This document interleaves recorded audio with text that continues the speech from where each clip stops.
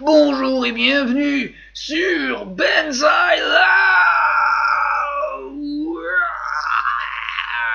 Live. Salut à tous et donc bienvenue sur un petit debrief de la Kamea Matsuri. Alors beaucoup d'entre vous étaient certainement au Toulouse Game Show. Si vous étiez belge, vous étiez peut-être à la Gameplay 13 qui visiblement a diffusé quelques-unes de mes vidéos, notamment Computer and Spaceman, donc je les remercie. Et donc du coup j'ai pas pu venir à ces deux conventions parce que j'étais booké déjà d'avance par la Kamea Matsuri, qui est une petite convention, on va dire limite familiale, à Brive-la-Gaillarde, donc c'est plus dans le centre de la France.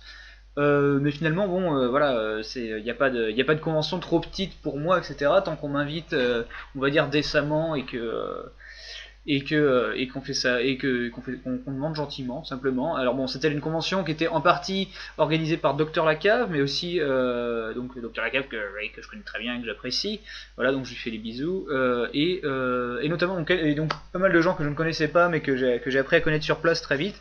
Dont le principal organisateur qui est donc un certain Arnaud. Alors je ne connais pas son nom de famille, mais qui est quelqu'un d'extrêmement sympathique, qui a une collection de bornes d'arcade, enfin il a deux grosses bornes d'arcade Blast City et une collection de PCB, donc de cartes d'arcade absolument mirifique. C'est quelque chose d'incroyable, il y en a vraiment jusqu'au plafond et c'était vraiment très impressionnant de voir quelqu'un d'aussi passionné que ça, avec vraiment une collection vraiment centré pas mal sur l'arcade. Du coup c'était pas l'avalanche de consoles ou quoi que ce soit, mais par contre en arcade il y avait déjà une collection qui était bien plus impressionnante par exemple que la mienne ou quoi que ce soit. Alors que je suis déjà si vous êtes abonné à cette chaîne là, vous avez peut-être regardé ma collection, peut-être pour certains avec envie ou quoi que ce soit. Là je vous assure que là il y avait de quoi perdre la tête, notamment une collection de laserdiscs spécial Tokusatsu, donc tout ce qui est, vous savez, Kamen Rider, XOR, Sankukai, Power Ranger,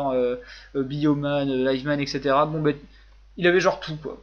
Tout en laserdisc. Du coup, enfin voilà, c'est une collection absolument incroyable, et donc du coup, quelqu'un d'une très grande gentillesse, toute sa famille d'ailleurs.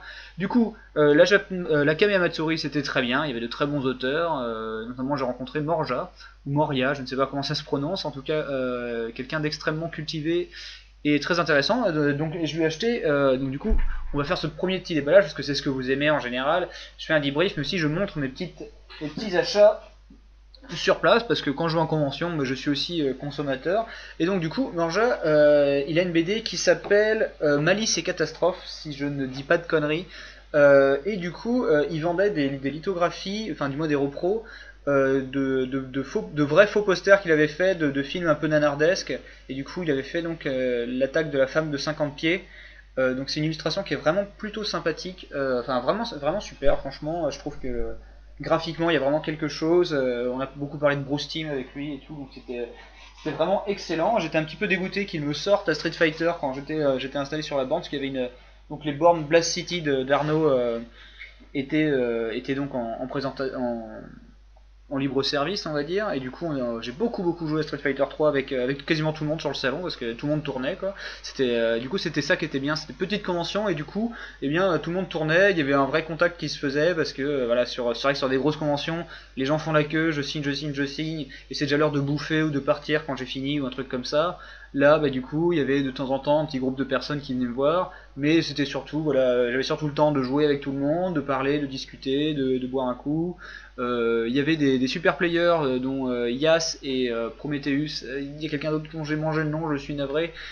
Tu étais chauve. Du coup j'ai vu un super play absolument incroyable sur, je pense que c'est Dodonpachi de Black Label, quelque chose comme ça. Du coup c'était incroyable, et puis du coup ils m'ont donné un petit peu goût au shoot 'em up. J'ai découvert Dragon Blaze, dont je ferai peut-être un mercredi un crédit une prochaine fois, qui est un très bon shoot de Saikyo. Et du coup donc voilà, donc très bonne convention. Et puis il y avait surtout un vide-grenier, quelque chose qui devrait y avoir à chaque convention, parce qu'il y a toujours sur les conventions, vous avez vu, moi je me plains souvent qu'il y a un vendeur spécial jeux vidéo qui vous vend souvent du matos extrêmement cher, voire plus cher que sur internet, parce qu'il profite que les gens sont dans une fièvre acheteuse, genre ils achètent des katanas et tout. Là justement c'était l'inverse, il y avait des gens qui venaient faire leur vide-grenier. Et du coup c'était un vide-grenier spécial geek. Donc là si vous vouliez acheter du jouet, du Musclor, de l'Action Man, du DVD manga, du manga, du jeu rétro, etc. Là, il y avait vraiment de belles pièces. Donc, du coup, par exemple, eh bien, moi, je me suis pris un petit Game & Watch Donkey Kong 2. Voilà, voilà, une pièce vraiment en bon état, surtout qu'il était fourni avec des piles et du coup il fonctionne parfaitement. Il y a juste le petit clip là qui passe pas, mais bon, au prix où je l'ai payé, c'est un petit 30 € avec les piles, du coup bon, ça revient vraiment pas cher. C'est de la très bonne cam. De la très bonne cam, et puis j'ai très peu de Game & Watch, j'ai un Snoopy et puis la reproduction de Ball, donc ça va pas chier loin. Le Donkey Kong 2, il a un très bon gameplay, il est très joli, très mignon. Il est très vieux, c'est un Game & Watch qui est intéressant d'avoir dans sa collecte. 30 €, c'est vraiment rien pour un Game & Watch, c'est pas grand chose quoi. Très vite, juste avant, c'est ça je ne l'ai pas acheté à Kamiya Matsuri, mais je l'ai reçu juste avant. C'est la figurine Figma de Samus Aran de Metroid. Alors, fais le focus sur Samus, abruti. Elle. Bon, c'est pas grave. Du coup, voilà, Samus Aran, grosse figurine assez, vraiment très rare. Enfin, vraiment, si vous la trouvez à moins de 150 €, prenez-la, c'est une affaire. Moi, je l'ai trouvée à 100 € récemment, neuve. Hein, elle a donc, comme c'est une Figma, elle a des articulations absolument géniales. Vraiment, il y a moyen de lui faire même son pied, genre en 4 articulations. Enfin bref, il y a moyen de faire tout un tas de poses extrêmement dynamiques. On dirait vraiment le modèle sorti du jeu. C'est une très très belle pièce. Je suis vraiment très heureux de l'avoir. Bon, elle est assez chère, mais bon, étant donné que je l'ai moins cher que les gens l'achètent déjà d'occasion. Du coup, dans un tout autre registre, donc pendant ce vide-grenier, il y avait des figurines au kilo, enfin pas au kilo, mais genre en tout venant, 1 € la figurine, et du coup, comme j'aime beaucoup le nouveau Hulk dans les Avengers, je me suis pris un petit Hulk qui est assez rigolo. Voilà, il serre les mains, voilà, c'est marrant. Du coup, il y a moyen de lui faire tout un tas de poses, genre ah mais regarde, look at all the fucks I don't give, quoi. Voilà. Toujours en brocante, quelque chose que je voulais me prendre depuis un petit moment, c'est ceci, le Master System Converter. Donc le Master System Converter, c'est un adaptateur. De ce côté-là, on dirait genre un ustensile de cuisine. De ce côté-là, on dirait une extension pour la Mega Drive. Ce que c'est-à-dire en fait, c'est un port cartouche Master System pour Mega Drive. Donc si vous voulez jouer à vos jeux Master System sur Mega Drive, bah, vous pouvez. Il y a même le card input pour jouer au jeu SG-1000 qui pourtant ils étaient assez rares en France. Ils étaient peu distribués parce que c'était quand même des jeux assez simples. Il y a pourtant Angon dessus par exemple, des trucs assez bien. Hein, donc du coup ça se passait en petite carte à puce là. Vraiment, c'était vraiment très mignon d'ailleurs. C'est dommage que les cartouches après ont régné parce que les cartes c'était vraiment classe. Et du coup, donc un port cartouche Master System. Je suis content en plus d'avoir cette pièce parce que ma Master System 2, je n'ai pas la première. J'avais un problème avec le port manette et du coup, je peux pas appuyer sur bas en fait. Quelle que soit la manette que je branche, je peux pas appuyer sur bas. L'input ne marche pas parce qu'il y a un des pins dans la console qui est niqué. Du coup, maintenant, je vais pouvoir jouer directement sur ma Mega Drive et profiter. Donc du coup, ça va m'éviter de brancher tout un tas de trucs. Même si bon, maintenant, forcément, si je joue à la Master System, je joue sur la borne. Un cadeau de Dr Lacave. On va passer à autre chose. Un jeu absolument mythique. Super Widget. Widget. Mega Brain. Ah, Super Widget. Ah, Widget. Ah, Widget. Ah. Ah oui, et d'ailleurs, c'est génial parce qu'en fait, du coup, c'est de l'import. Donc, c'est la version américaine. Donc, du coup, derrière, c'est écrit en anglais. Sauf là, en fait, il y a une petite étiquette imprimée avec une vraie fausse traduction pour que le mec puisse la vendre dans un magasin français. Donc, du coup, c'est assez rigolo que ça. Comme pièce, en fait, je trouve que Widget c'est une des séries les plus pourries de l'histoire de l'animation. Et du coup, comme on délirait sur le fait qu'il existe un jeu Super Nintendo et que Lacave le vendait sur son stand, finalement il me l'a filé. Vous allez voir. Bon, je vais acheter autre chose. Vous allez voir ce que c'est. Et donc du coup, Super Widget. Là, je fais la voix de Mega Brain, au cas où si vous ne connaîtrez pas. Super Widget. Widget est un apprenti chez les observateurs du monde depuis un bon moment déjà. Il est enfin prêt à faire face au grand défi des premières classes. Il doit affronter certains des plus grands en passant par la Terre jusqu'aux alentours de la galaxie. Chaque mission de plus en plus dure. Est-ce que Widget peut arriver à ses fins? C'est à vous de l'éprouver. C'est à vous de l'éprouver, Widget. Widget. Du coup, un truc très très sympa, du coup toujours sur le stand de Dr Lacave, parce que bon, c'est là où je squattais, hein, y avait un système de loterie. Vous mettiez 2 €. et vous étiez sûr d'avoir un lot, et ça pouvait être un artbook, ça pouvait être un jeu Mega Drive un peu tout venant, etc. Et du coup, moi j'ai chopé l'artbook de Zombie U que je déteste. Du coup, Mea, que je salue, qui était là, comme Wawa aussi qui était là, et JB aussi, JB Jarreau de ThePlayer.com. Mea était suffisamment sympathique pour m'échanger mon artbook de Zombie U contre un espèce d'artbook qui retrace un petit peu l'histoire des designs de God of War. Du coup, il y a du God of War 1, 2 et 3 et même du PSP, donc du coup ça fait vraiment plaisir, parce que merci Mea, parce que ça c'est un artbook que je vais éventuellement feuilleter, alors que Zombie U j'aurais juste fait du feu avec. Je sais pas si un jour je vous avais montré que j'étais très content de ma petite, vous l'avez peut-être vu dans ma collection de figurines, cette YF21 issue de Macross Plus que j'adore, parce que j'adore Macross Plus, et cette figurine a des articulations absolument géniales, et du coup le posing est super dynamique, alors que c'est une figurine qui est somme toute assez fragile, en petit plastique, vraiment, c'est limite une maquette prémontée, mais je l'adore. Et bien du coup, quelqu'un vendait exactement la même sur le stand en vide-grenier à 8 €, donc du coup j'ai racheté la même. Peut-être que celle-ci va rester en boîte. J'aurais aimé tellement trouver le YF21, c'est-à-dire l'autre, son concurrent, son rival. Mais bon, c'est vraiment très cool d'avoir retrouvé la même figurine. Vite fait, je vais faire un insert sur une photo que j'ai prise parce que le truc arrête pas de se casser la gueule et de se péter dans mes doigts. Donc du coup, j'ai juste pris une photo. J'ai fait bon, je montrerai la photo. C'était un Eva en mode berserk dans Evangelion. Je crois que c'est le 2e épisode ou le 3e épisode.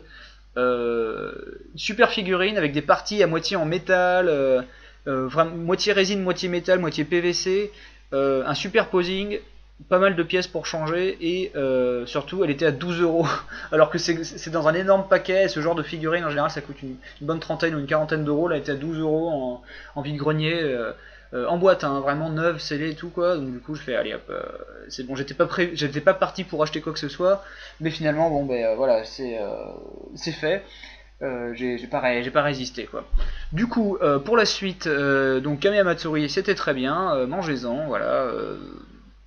C'était vraiment une bonne convention, très familiale, très relax, et du coup il y a eu un vrai contact qui s'est créé, un vrai échange avec les gens qui voulaient me voir, ou moi-même qui était content de rencontrer des bons joueurs de Street Fighter, des super players qui m'ont appris un petit peu comment appréhender un shoot'em up comme Dragon Blaze. Donc je pense que je vais faire le prochain mercredi un crédit dessus.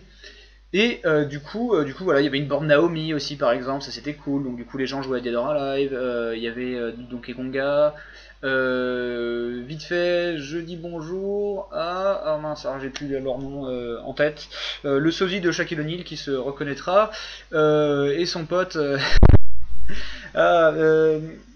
non, je sais plus, JB, voilà. JB et Shaq, voilà, donc je vous dis bonjour, je vous salue, c'était super sympa. On a fait une petite interview sur Eclipsia, donc je la repasserai, apparaître sur Eclipsia, donc je la ferai peut-être, je partagerai certainement sur Twitter ou sur la page Facebook. Donc voilà, c'était pas forcément très intéressant, là il n'y avait pas du contenu très éditorial sur ce Benzaï en vrai, mais bon, Benzaï en vrai, c'est Benzaï en vrai, donc chiant. Voilà, juste pour une petite info, après quand je suis rentré de la Kamiya Matsuri, ben, j'ai eu une diarrhée complètement carabinée, donc je me suis complètement déshydraté par le cul. Voilà, donc vous vouliez de l'info, vous en avez, maintenant vous regrettez. Donc du coup moi je vous dis à la prochaine, j'espère que le dernier Hard Corner vous a plu. À suivre sur la chaîne principale, certainement une chronocritique d'Oblivion, parce que j'ai très envie de le voir. J'aurais dit Oblivion, mais bon allez, Oblivion, avec Tom Cruise. Je sais qu'il est sorti la semaine dernière, mais j'ai très envie de le voir, et j'ai toujours pas vu, donc du coup je vais voir ça. Prochain Hard Corner, ce sera soit sur un jeu surprise, mais il y a eu des indices déjà dans son ancien Hard Corner, soit sur DC Comics Injustice, parce que j'ai commandé la collector et elle s'annonce assez sympathique. J'aimerais bien mettre la main sur le stick arcade, il a l'air vraiment super. Du coup, ben, à voir. En tout cas le jeu m'excite pas mal, donc à voir. Je pense que surtout si j'y joue en ligne, je pense que j'y jouerai peut-être contre des potes, je ferai peut-être une vidéo en mercredi un crédit en versus contre Poly, ou on ne sait pas. Du coup, en tout cas, je vous dis à la prochaine, et puis j'espère que vous avez passé un bon week-end. Et moi, je me délogue, et je vous dis donc à la prochaine sur Benzaï Live. Et donc du coup, un petit bonus, désolé les amis, je suis tellement con que du coup j'ai oublié de parler de la plus belle pièce que je me suis procurée sur la Kamiya Matsuri. c'est cette petite merveille. Pour l'instant, vous dites, bah tiens, bah, attends, ça ressemble à une Game Boy de loin, là, c'est une Game Boy, quoi, une Game Boy Pocket. Et regardez-moi cette merveille. Fais le point, connard. Fais le point. Fais le point. Allez. C'est une Game Boy Light spéciale édition Osamu Tezuka World Shop. Qu'est-ce que c'est que cette histoire? World Shop, on vous avait jamais dit que ça existait. Qu'est-ce que c'est que cette horreur? Qu'est-ce que c'est que ce truc là? Et du coup, donc, c'est une... voilà, là on la voit bien. C'est une Game Boy Light. Déjà, ce n'est pas une Game Boy Pocket, mais une Game Boy Light. Qu'est-ce que c'est la différence avec la Game Boy Light? C'est que, si je l'allume, elle est rétro-éclairée. Voilà, donc déjà, c'est déjà une pièce rare en elle-même, juste parce que c'est une Game Boy rétro-éclairée. Donc c'est une série de Game Boy qui est assez coton à choper. Attendez, je vais mettre un peu de contraste, comme ça vous allez voir un petit peu le jeu tourner. Du coup, c'est vraiment du bonheur. Déjà parce que j'avais pas de Game Boy Light, j'en avais aucune, même la version simple. Et là c'est la version Osamu Tezuka World Shop. Pourquoi World Shop? Eh bien tout simplement parce qu'on ne peut l'obtenir que dans le musée Tezuka à Tokyo. Du coup, ça en fait une pièce encore plus rare que rare, quoi, que rarissime. Elle est à moitié transparente, elle est vraiment très très jolie. Le décal des personnages de Tezuka est vraiment super. Je suis pas le plus grand fan de Tezuka, hein, je le dis tout de suite avant que tout le monde m'arrasse en disant ah t'es fan de Tezuka, est-ce que t'as lu tel. Je ne suis pas fan de Tezuka, du moins pas plus que ça. J'adore Blackjack, ça s'arrête à peu près là. Et du coup, par contre, cette Game Boy c'est juste une très très belle pièce. J'étais tenté juste parce que c'était une Game Boy Light. Mince, Docteur Lacave la faisait entre 150 et 200, bon, et du coup finalement Mea a vite fait regarder sur le net, avait vu qu'en fait ça se monnayait facilement 300 € en ligne. J'ai fait ah ouais bon écoute, c'est une console que j'avais envie de me procurer, la Game Boy Light tout court. Celle-ci c'est vraiment une version qui est superbe et en plus qui est très rare. Allez hop, je lui ai pris donc 180 €. Donc c'est vraiment une très belle pièce. Donc vous vous dites, bah tiens, il allait dans une convention dans le centre de la France, et finalement, du coup vous vous demandez ce qu'il y avait bien à voir à Brive, et ben du coup il y a une pièce de collection que je pense que beaucoup même de musées du jeu vidéo n'ont pas. Voilà, tout simplement. Et donc moi je vous dis à la prochaine sur Banzai Live, pour de vrai cette fois.